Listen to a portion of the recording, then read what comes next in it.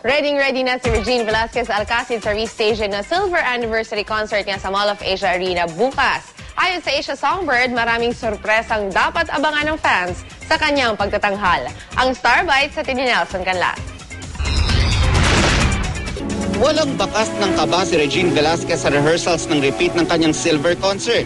Sa Sabado ng restaging ng kanyang anniversary concert na naudlot dahil nawalan siya ng boses sa mismong araw sana ng concert niya noong Nobyembre. I'm excited. I'm still very excited kasi parang tinatrato ko na lang talagang repeat. Nakapagpahinga raw si Regina at handang-handa na sa muling pagsabak sa entablado. Malaki raw ang naitulong ng kanyang pagbabakasyon sa Australia noong Kapaskuhan. Oo naman. We were there for 10 days, so nakapahinga naman. Simple lang naman kasi ang Pasko dun eh. Bongga na yun, parang simple lang.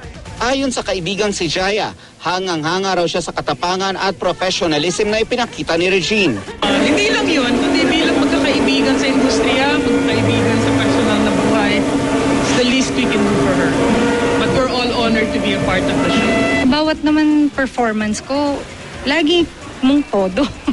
Kasi lalo na pag concert at ganito kalaking concert, lahat naman kami ganon na you think it's your last one. So you give it your all. Mas marami pa raw sorpresa ang mapapanood sa restaging ng Silver Concert ni Regine sa Sabado sa MOA Arena. Ngayong nasa kondisyon na siya, asahan daw na mas marami pang beritan at mas malalaking production numbers ang mapapanood sa show. Nelson Canlas, GMA News.